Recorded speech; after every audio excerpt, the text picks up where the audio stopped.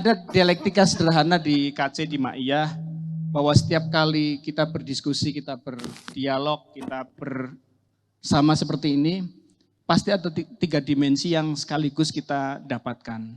Dimensi logik tentang benar salah, kemudian dimensi etik soal baik buruk, dan yang paling juga sangat kental adalah dimensi estetika, soal indah dan norak. Mas Abdur itu mewakili dimensi yang ketiga itu. Beliau seorang komika lahir di Larantuka ya. Gus Abdur, ini baru Gus baru lagi di sini. Ada yang tahu Larantuka di mana? Anak laba-laba itu loh. Bukan, itu tarantula. Oh, tarantula. Itu loh yang alamnya sudah rusak. Raja Ampat itu. Ini sepertinya Mas Abdur sudah punya banyak amunisi untuk balas dendam ke Mas Hensa nanti. Dan beliau cukup aktif di sosial media, cukup aktif di dakwah juga. Ada saingan Gus, saingan Habib ini. Dan beliau dari Flores, jadi beliau punya perspektif banyak soal bagaimana mengeksplorasi estetika itu. Karena salah satu ciri-ciri dari orang cerdas adalah dia punya sense of humor yang tinggi. Makanya Mbah Nun itu sangat humoris. Makanya forum KC, forum Ma'iyah itu bisa bertahan dari jam 7, jam 8 malam sampai menjelang subuh. Itu salah satunya karena muatan-muatan humor yang cerdas. Dan kita uji kecerdasan Abdur di panggung Kenduri Cinta ini. Mas Karim, pasti lucu. Saya dapat bocoran Mas Abdur itu lucu banget orang. Oh iya. Saya juga yakin itu lucu banget. Semangat. Kita kasih tepuk tangan untuk Abdur. Sekali lagi. Sudah cukup tertekan. Yang paling langka sebenarnya teman-teman, jarang sekali ada yang lucu tapi syar'i.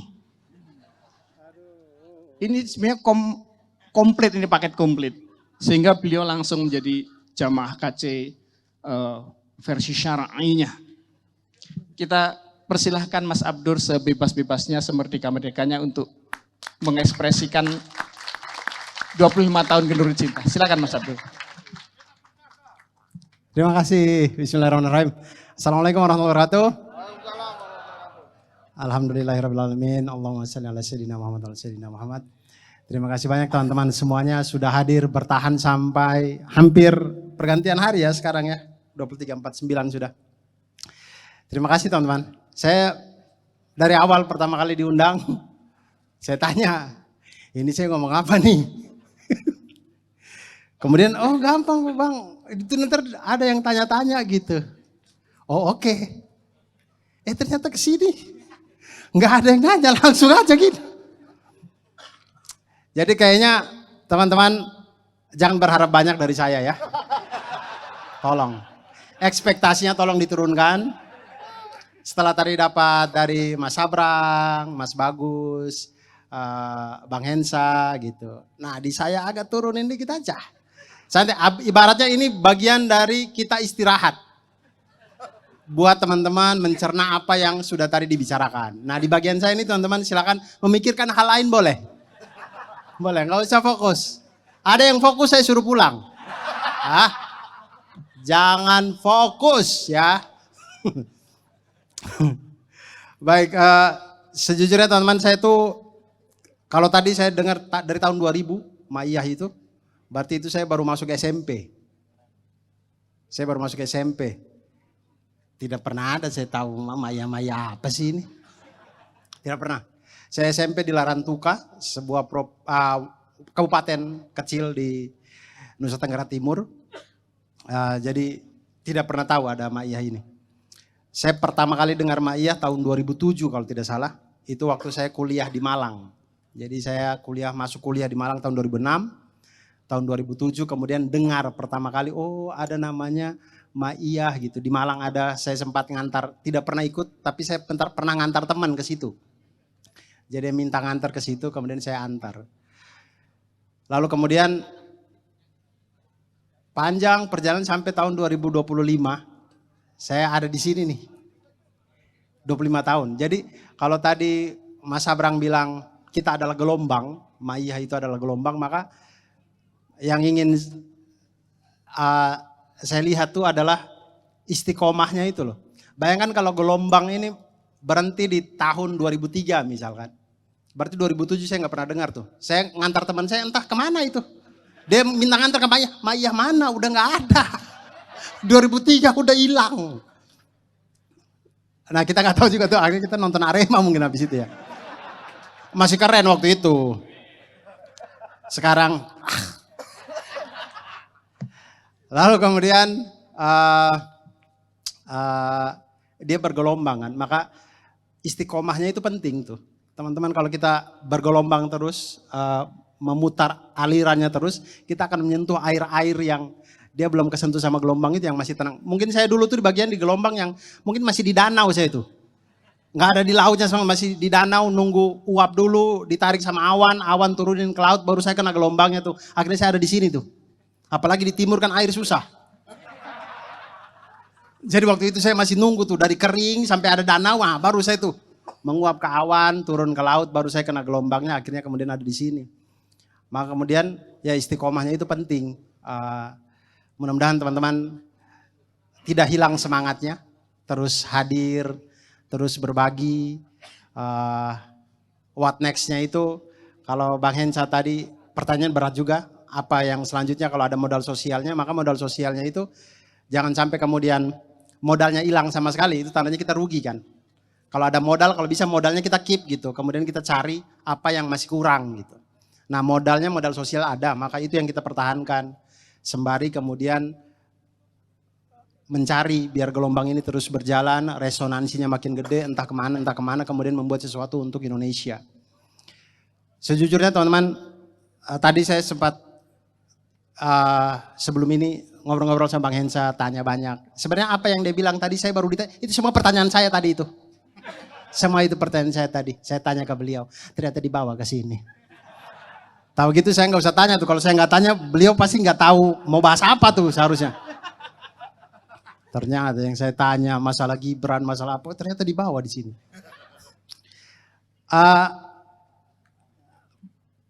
Sering saya kalau ketemu dengan orang yang saya percaya, keilmuannya, bidangnya itu saya suka bertanya gitu. Karena saya pengen tahu langsung dari orang yang paham soal itu, yang sudut pandangnya berbeda dan segala macam. Sehingga menambah kasanah berpikir gitu. Tapi setelah ngobrol dengan Bang Hensa, sama juga saya. Saya masih memiliki perasaan yang sama, saya sudah tidak ada pede-pedenya di Indonesia ini. Saya sudah tidak ada optimisnya sama Indonesia ini teman-teman. Lebih tepatnya saya capek berharap pada orang lain. Saya capek berharap dengan apa yang di luar dari diri saya gitu. Capek. Karena berulang kali saya dikecewakan gitu. Dari pertama kali saya tahu masalah bisa berpikir mulai mahasiswa lah. Ikut di dalam pergerakan, diskusi-diskusi dan segala macam, menaruh harapan pada orang, menaruh harapan pada sosok dan segala macam, kemudian dikecewakan sampai di titik sekarang. Jadi saya ngerasa kayak sudah tidak bisa kayaknya teman-teman. Permasalahan kita tuh kayaknya Indonesia ini kompleksnya kompleks banget gitu. Kompleks banget. Kalau Mas Bagus tadi menjelaskan tentang bagaimana kita tuh meniru kolonialisme dan segala macam. Nah itu mendarah daging teman-teman. Itu tuh bukan cuma di satu komponen doang yang kita bisa ubah. Dia tuh mendarah daging dari atas sampai bawah gitu. Sampai di lingkungan rumah kita itu juga sudah kayak begitu gitu. Susah banget. Maka kemudian kadang-kadang saya duduk saya berpikir kayaknya sudah kembali pada diri masing-masing aja. Jadi kita istilah apa, educate yourself gitu. Ya jadi edukasi diri sendiri udah.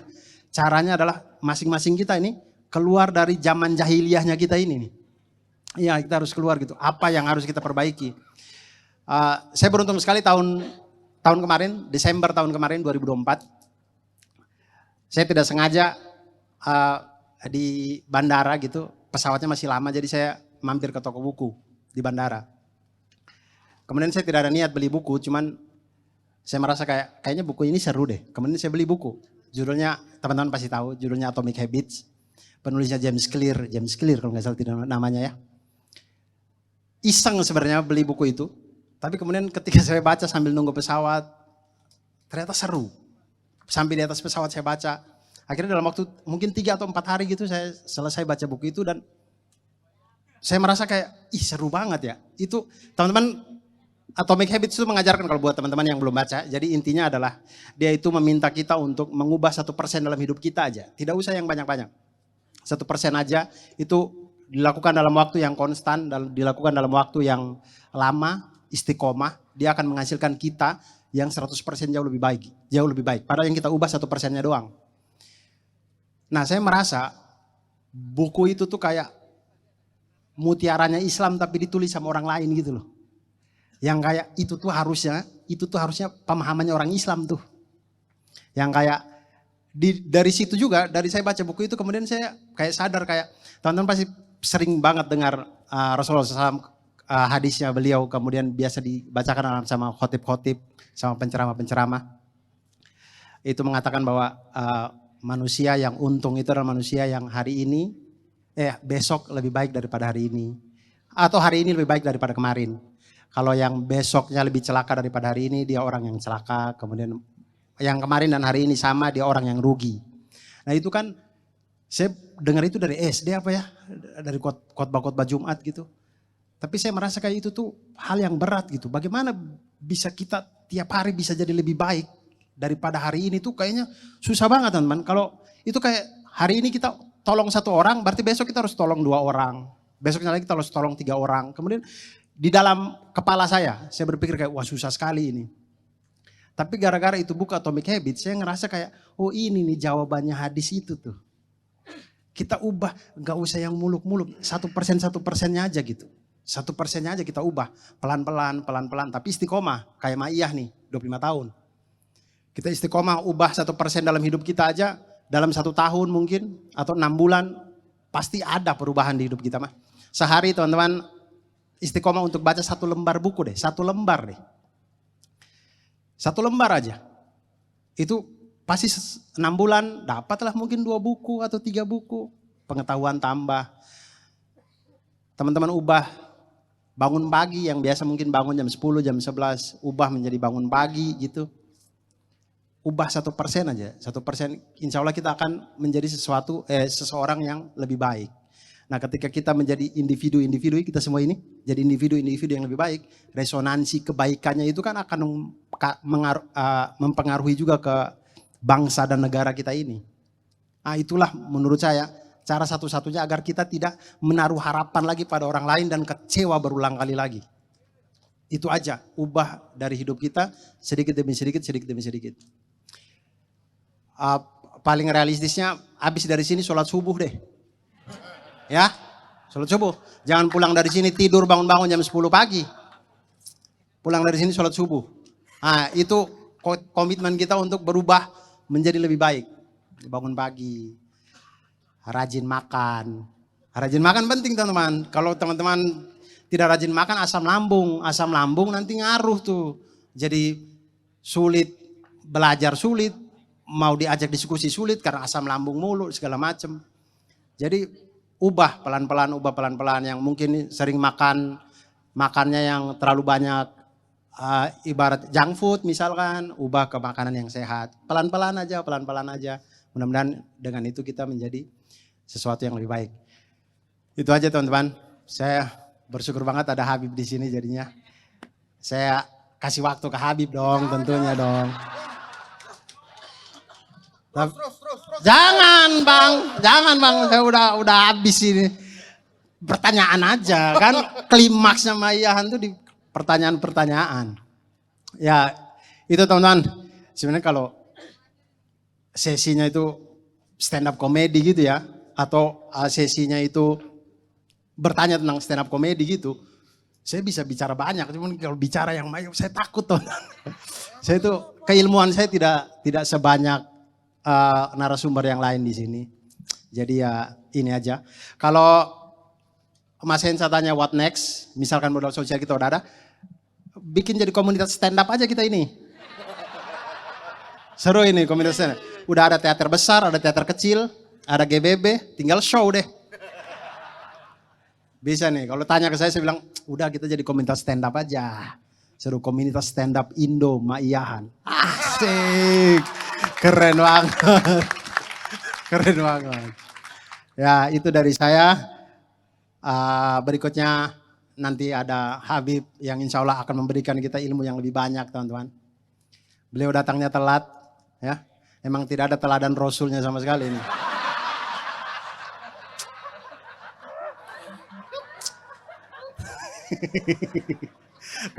Kapan lagi kan bisa bercandain cucu Nabi kan teman-teman. Ya. Saya nuaimannya nih, saya. Baik, terima kasih banyak. Itu lebih kurang dari saya. Ada yang salah-salah, saya mohon maaf teman-teman. Wabillahi taufiq wal hidayah. Wassalamualaikum warahmatullahi wabarakatuh.